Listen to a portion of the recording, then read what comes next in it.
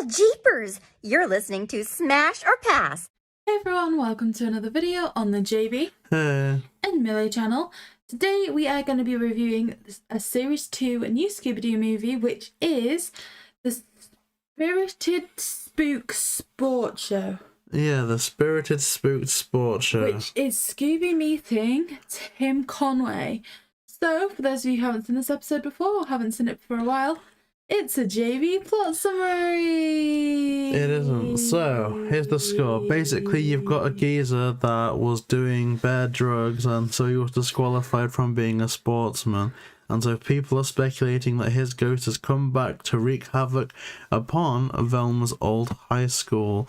So the school's in turmoil, and the headmaster's a little bit concerned that they're going to close down, further pressured by a very rich man who was giving a grant to the school, pulling out of further investment. So it's up to the gang to uncover, is the cheating sports person behind the mystery, or is it perhaps another shady character that wants the school to close down in order to obtain land for some other means? I mean, we don't know. We don't know. We'll find out now. So, Milly, let's get into it. So, the mystery machine is almost hit by a bulldozer as it is going along the road with the gang in it. There's no driver in the bulldozer, and so this is kind of the first premise. There's a spooky bulldozer. I mean, your thoughts to the opening scene, JayBee? It's kind of trash, isn't it? Like, well, the bulldozer in itself, it's just a bulldozer. Like, it's, you know what I mean? Like, not even being, like, phased by modern technology, and I'm sure there's a Tesla that does the same thing. Not only that, but it's just kind of, when I think to more modern Scooby, when I'm thinking about menacing vehicles, you've got the evil version of the Mystery Machine from What's New Scooby-Doo. We've got the Phantom Truck from Mystery Incorporated. So, I don't know, this is kind of underwhelming, but it's interesting because I think it's like the first demon, quote-unquote, vehicle that we've had canonically. I guess it's just about increasing that threat factor. Like, ultimately, once they're arriving at the school and there's no trespass sign, it ultimately tries to just run them off the road. What's weird to me, though, in this scene, and it's never hit me before, is the lack of police intervention. Now, not in terms of, oh, they're going to show up at the end to do the arrest. It's kind of like the gang are on a clear, trip to go to Velma's old high school to do some event. But they literally nearly get battered, as does the Mystery Machine, by a massive claw vehicle that's driving by itself. And you kind of got to think, like, straight after that, it's her. Isn't it lucky that we escaped? Well, now back onto the high school. And it's like, in real life, you'd want to call the police or something, you know what I mean? Or you'd stop off for safety and see if anyone else has heard about it. But it's just, they're on their way to the school, they nearly have that happen to them, and it's just, well, I'm glad that's over. So it's just kind of weird. It hit me in this episode. I mean, ultimately, what's your thoughts on it being Velma's high school? Because I just assumed they'd go to the same school. See, this is so weird because the only reference we have from my memory is in Jeepers It's the Creeper in Scooby-Doo Where Are You, where it's a school dance and they're all in the same barn at the same occasion. So we are to assume they did go to high school together. Whereas this is Velma's old high school. So, you're right. Did we assume that Velma moved schools? Well, that's the thing. Velma would have needed to have moved schools. But, I don't know, it's either implying that the whole gang are now out of high school, or they're now together at another high school, as you say. But, I don't know. I'm guessing it's one of those where Fred, Shaggy and Daphne went to the same school Velma moved. I mean, you get the impression that Velma's not been out of school for a while, in that when she does go back and sees the custodian, which I have no clue what a custodian is, if you want to enlighten me on that. I don't know what the terminology is. But she's like, you're not the same custodian that I remember. And it's like, she would only say that if it was expected that there wouldn't be a new one. So, I don't know. It's weird. Maybe that's what the new Velma show will, spotlight on. Maybe she's going to a different one. I don't know. Well, ultimately, they go to the school for the sports show, which has been postponed because of a ghost, which is Fireball McFay. Yeah, and this is interesting. I think this is my favourite introduction to a ghost so far, because it is literally just, it shows up as a normal person and almost proceeds to do what you'd expect them to do in life. They're just, running around the sports field. And so introduction-wise, this is one of my favourites because it isn't like a spooky scarecrow or, something like that. It's what, say, I would go to a Nuke's Top 5 or, Ghost Caught in Real Life video to watch. It's like, literally, from the start, it seems like normal ghost simply, going through past life events. So Yeah, I'm there for this. They say that ghosts are people who've still got kind of things outlined, and this was the grounds where he got disqualified for whatever reason. Like, who knows? People in 500 years, this room that we're recording in could be haunted, and people could be hearing us podcaster. So, we then meet the blind coach, which I believe to be Tim Conway. Is Tim Conway blind? Because you kept calling him the blind coach, and I don't understand. It just keeps dropping stuff and can't see stuff properly. At least initially, and then things change. Well, see, that's the thing. I thought this guy was a sports commentator. That's why he was in the sports episode. But he's introduced to us as a comedian and an actor who's trying to get his hands on the role. Interestingly enough, though, this guy is prominent. Don't look annoyed. This guy is prominent because this is knowledge. I've not looked annoyed. This is knowledge, and knowledge is the bomb. This geezer has an autograph card in that Mysteries and Monsters set that we opened. Oh. So he's either really popular or really unpopular. I thought that the Harlem Globetrotters would have been a good addition to this narrative, this episode. Yeah. But, okay, so Velma is reunited with her principal. Is that a principality? Yeah, so I did like this, because again, it's world building. I wish we got further into this, like we knew more. This is a good plot development point, because as they're reunited, they start to have this conversation about the new sports arena, how there's this new big sponsor, and the only condition is that the principal has to create a great sports team. And that, with that they get to benefit from the facility. Well, then I have a question. Mm-hmm. This may be a better question to pose to our largely American audience. But when the rich guy pulls out or says that he's gonna reduce his grant or withdraw his grant, it isn't just the sports division's gonna close, it's the school's gonna close. So this isn't a government school, right? Does that make it a private school? What is it if it isn't a government-run school, do you reckon? I don't know. Okay, I was just curious.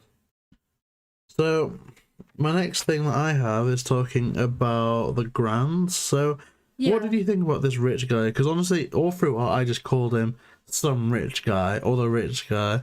I didn't really get much from him apart from that. He's your typical Scooby villain. I can understand why a lot of heads would turn his way in terms of who you think is the culprit. Ultimately, though, I think it's a relatively good narrative of, hey, this is what's in place, and then the ghost is kind of delaying things, stopping things. Perhaps they wouldn't want another sports star to compete with their legacy. It all kind of makes sense. Scaring the coaches off, so you're just left with that one, which is why they're a bit of a bumbler. And I also like how at this stage they try to pass Shaggy and Scooby off as world-class athletes, because ultimately they are, the way they run when they see villains and that kind of thing. It's something that's been prominent throughout every episode of Scooby thus far, and it's kind of just fun that it's picked up on. Kind of like how one thing that I've really enjoyed recently been picked up on is, in the New Trick or Treat movie, how they thought to do the costume designer. Mm-hmm. When, ultimately we have so many conversations throughout Scooby history of, oh, that's really good, but, where did they get this from? All the robots in Aloha and stuff like that. It doesn't seem realistic. And then they're like, oh, yes, it does, because this is why, this is the designer. That's something I really enjoyed. And something that I enjoy here, like I say, is just that element of there's always been this thing of Shaggy and Scooby just running so fast and having all these kind of superhuman abilities. And it's really nice that they've kind of pulled upon that. My confusion is that it's very clear that Fred, Daphne, Velma, they don't believe in like Shaggy and Scooby's ability. And it's clear, you know, Velma's like, oh, I just have to say anything to, you know, to get him off our back, so I'm just going to pretend that Shaggy and Scooby are, like, great athletes. And I'm not a purist, but given that it was set up in Scooby-Doo, Where Are You, that they were the athletes, or that Shaggy was the athlete, or the gymnast, I don't know, I can forgive, because I'm not a purist, I can forgive, say, Mystery Incorporated not having Shaggy doing gymnastics, right? But given that so far the lore of the series is 3 past seasons, I'm kind of surprised that they would forget that detail so early on. Because really, it's not a lie, because it was already established, but I guess it's never really canon, you know, canon heavy, is it? It's just, it resets at the start of every episode. Okay, so then we get to the bit where the gang split up. So Fred, Daphne and Velma go to explore in a building where Shaggy and Scooby, we just see them having fun on the sports field, and I genuinely do enjoy that. Do you know what I mean? Just how they're running around, jumping over the hurdles. It's just fun. Yeah. Fred, Daphne and Velma end up getting trapped underground, which is where they find out the remote controls for the bulldozers and that kind of thing. And then we get this really funny scene as like Shaggy and Scooby just spiral down, like drill down into the earth, and the gang are reunited. Yeah, I like it. It's it's such a weird one because we've not had a resonant take for a while in that, and what I mean by that is the last 2 episodes we've not really been into, but you go into the comment section and people, and this is what I love about like what we've got going on, people will instantly rate the episode. And so the last one that we didn't like got like 9 out of 10s, 9.9 out of 10. And this, I don't think it's as ambitious as the last episode. And I don't think it's necessarily as entertaining. But for me personally, there's so little wrong with this, and it's a bit more simplistic that I'm resonating more with it. And the one thing I was scared about with this episode is because it was set in a sports field, I was worried that it was kind of like throw up sports jargon on us. You know, like how, and this isn't offensive, you know how Americans sometimes on the internet think that the world is America, and that's kind of it. Like, I was so scared that we were just going to come into this episode and it would be references to people that I don't have a clue about, like Babe Ruth or Tom Brady, and there'd be a load of sports jargon and, you know, baseball dialect. And so the fact that it was just a bare bones mystery, that pleasantly surprised me as well. Do you know what would be really fun as that headcanon? Do you know Babe Ruth? That this is the college where Cyber Chase is set, and this is a baseball field. I just like got this weird image in my head of the Phantom Virus playing baseball on this set of this. Oh yeah, imagine that. Well, it's really weird. I don't know why that the ghost does have very distinct red hair, as does Bill from Cyber Chase. Bill could be a descendant of this fireball guy. I don't know how that just entered my head, but it just did, and I kind of like the theory. Sounds like the virus had a thing for baseball. Okay, so the gang have reunited. They ride the bulldozer out of there. Bob Burger. Which is when we start to see that there's multiple ghosts of something McVeigh, Fireball McVeigh. And I think it's the day before the sports show. The sponsor shows up when Shaggy and Scooby are trying to like prove themselves as athletes.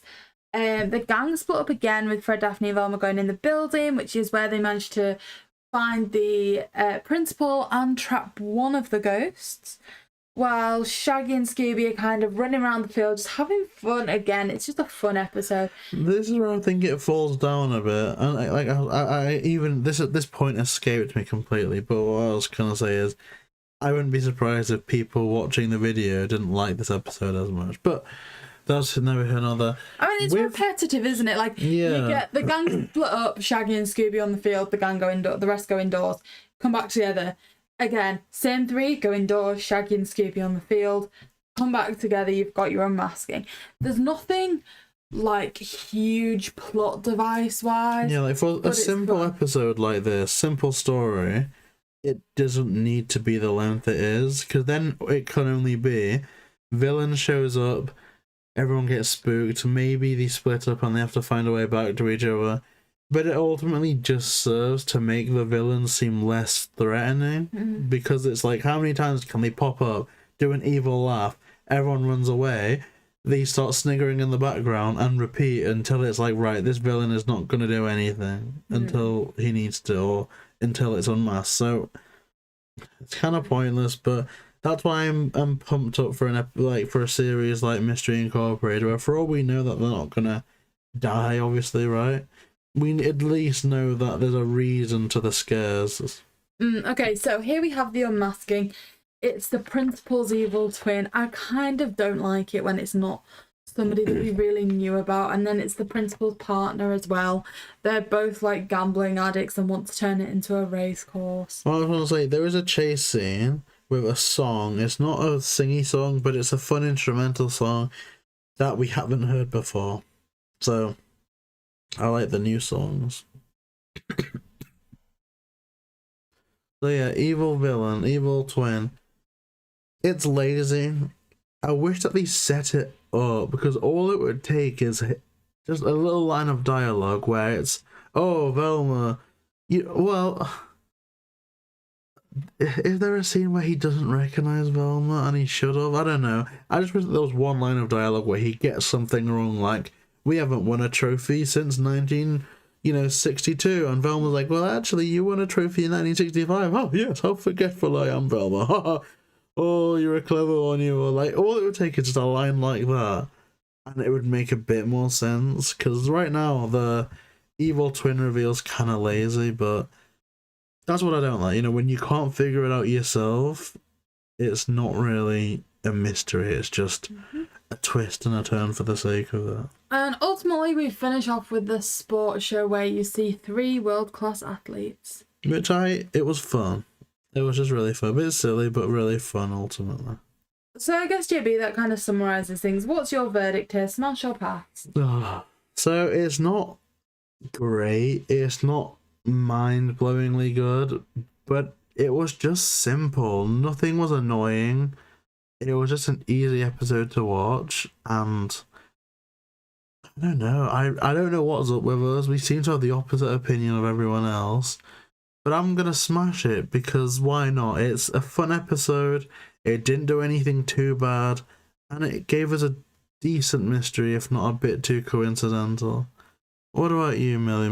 Would you smash or pass the episode? I'd say it's a smash as well. Ultimately, it's fun. It doesn't do anything kind of offensive or boring that makes you want to turn it off. Characters, the ghost is, they've got the reason, they've got their motive, but I feel like I back the ghost more than I back the people under the mask, because I feel like you can make a narrative for the ghost themselves of that's where they were the hero, they wouldn't want to leave, and to that end, it's a decent premise. It's kind of after the unmasking that it's let down, but like I said, it is a smash. It's fun more than anything, and ultimately that's what you want when you watch something. So, unanimous smash. Like JayBee said, ultimately, people may disagree in the comments below, but let us know what you do think. And I guess at this point, JayBee, is there any community news? Community news. Well, we were speaking to Sophie about, at Scooby-Doo for Life, right? And there's apparently some DVDs coming out that's like Free Mook animations and Loch Ness, and also they did like ugly cover releases, and apparently they're all being compiled into a set, which I don't want to get that one because that'll just be a waste, because we've got all of them anyway. But the collection would be fun if you can get a good price. That being said, I don't think there's any more news. There's a lot of American news that we always miss out on, but I'm not sure. We did record an interview today. Woo! It's amazing. It's the next interview that's going to be announced Friday and premiering Saturday, but I'll tease that more as the week goes on. What I will say is we were left scarred for life, and no one will ever know why, but that's just my own grievances. So, Millie. So, JB. Do you want to thank everyone for listening? Thank you to everyone for listening. As JB said, more amazing things coming up on the channel, including an exceptional interview this Saturday. It's amazing and we can't wait to share that with you. There will be more content coming up over the channel over the next few days as well, so stick around for that. And I guess with all that in mind, please like, comment and subscribe. JayBee and Milly.